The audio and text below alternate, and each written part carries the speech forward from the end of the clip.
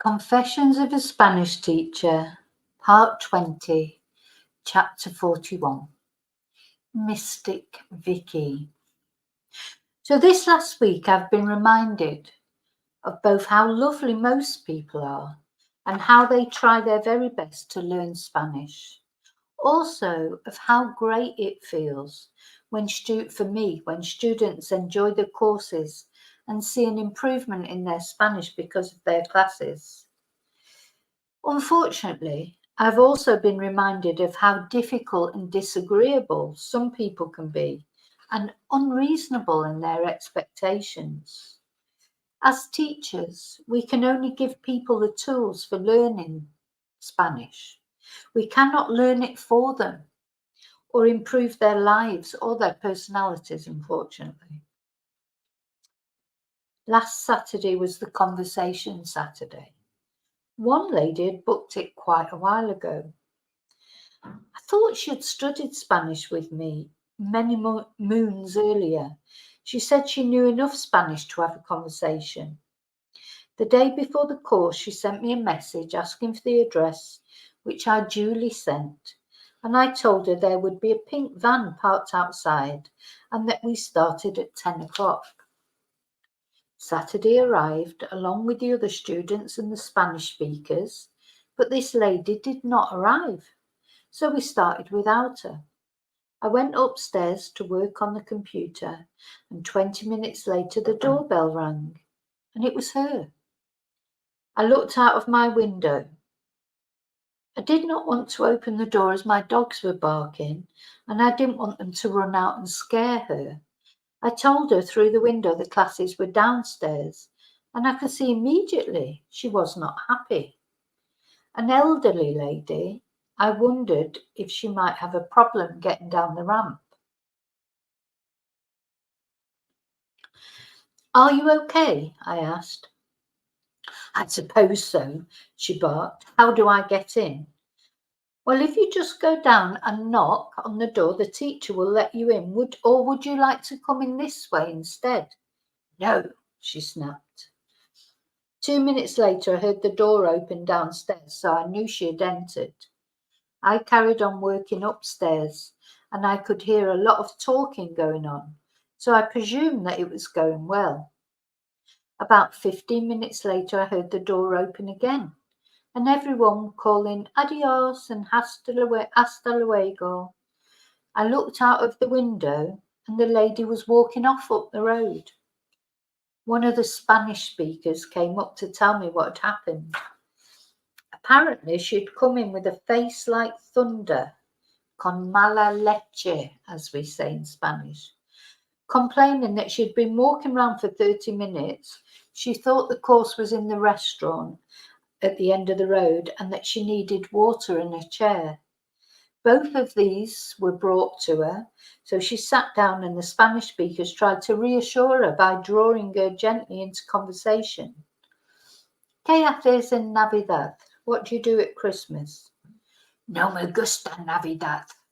I don't like Christmas." "¿Tienes mascotas? Do you have any pets?" "No me gustan las mascotas. I don't like pets." And more in that vein, all short, irritated answers. I mean, how could you? It's a conversation course. How dare you ask questions? Finally, she snapped, "I have to go." She stood up and went to the door. The teacher asked her, "Are you okay?" "Yes," she barked. "Do you want me to call Vicki down to talk to you?" "No," she snarled. To be honest, it was a relief when she left. She had cast a dark shadow over the rest of the group, who were having a great time before she arrived and had an even better time after she left.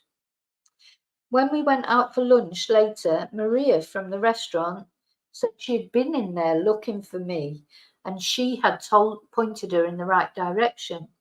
Why she went there in the first place, I have no idea. I had sent her the address and told her exactly where it was. However, her leaving meant the course went smoothly and everyone enjoyed it so much. I hope she's okay, but sometimes people are their own worst enemy. You don't do a conversation course if you don't want to speak. And being older, is not an excuse for being antipatica, nasty. Ironically, on the Monday, a few days later, I saw a post on one of the buy and sell sites from someone asking for recommendations for Spanish classes. The very same lady answered, recommending her daughter, who apparently does Spanish classes in 6 different bars. Now I'm even more confused why she booked onto my course. You just couldn't make it up. So that was Saturday. Then on Sunday, I was already feeling nervous due to some new students who were starting Monday with whom there were already problems.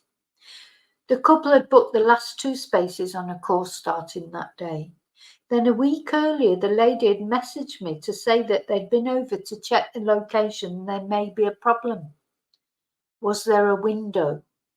And she was claustrophobic.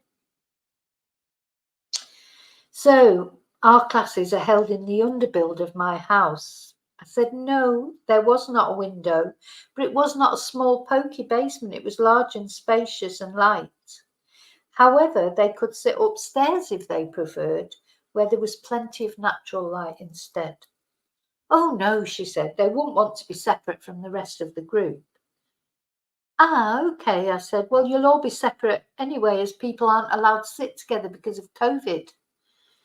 Anyway, fine. I said to her she could sit right next to the door and we could leave the door open, as it was coming to summer anyway, it was warm enough. Oh no, she said, she wouldn't want to inconvenience the other students. Okay. In the end, I promised we'd find a solution one way or another. I restrained from saying to her that if claustrophobia was an issue for you, you should be really have come and checked out the classroom before you even booked in. Anyway, she said I should have told her before that the classes were held in the basement and that there was no window.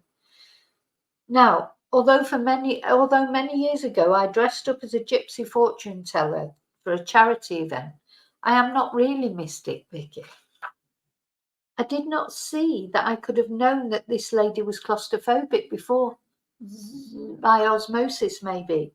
And not once in over 10 years of teaching here in that classroom has this ever been an issue. So why would I ask? The terms and conditions of booking stated quite clearly on the website, monetary refunds are never given, though I always try and offer alternatives if someone cannot do a course for any reason. This lady seemed to be insinuating that I should have asked first if she was claustrophobic for some unknown reason, and the reason that I didn't ask, it was sinister. Anyway, they arrived for classes, and predictably, she did not even sit down and try. She was going already as she walked in through the door, according to her. So we'd positioned them right next to the door, and the door was open. You could clearly see out into the street, but this was not good enough, as she had to see the street properly, whatever that means. Now, I absolutely have total sympathy for anyone who's claustrophobic. It's awful, but I can't imagine why you would book on a course or anything without finding out first that the place was suitable for you. If your claustrophobia was so bad, surely you would always want to ensure wherever you were going was within the parameters of your tolerance. However, apparently it was all my fault, as I should have known by osmosis that she was claustrophobic, and I should have let her know there was no window. I should be ashamed of myself, according to her, and they'd been advised to make a denuncia. So I'm thinking, well, what? They're going to go to the police and denounce me for not being a psychic. Anyway, she was going to blacken my name on Facebook. Well, to be fair, I've had worse threats, and actually, the nastier she became, the less I felt about the less bad I felt about the whole situation, and the more my sympathy dissipated. Nothing I offered her, like private classes, upstairs, online classes, all the things I offered her, she didn't want any of those. I just wonder when it became my responsibility to work out if other people are claustrophobic or not. Maybe I should add that to my adverts. Not for persons with claustrophobia. I mean, is it me? I always try and put my students first and be as flexible as possible, but being clairvoyant, I cannot promise. So I still offered her the option of sitting upstairs, joining in on Zoom or converting to private classes, but no. She was determined from the start to not be happy with whatever I offered. Another happy customer.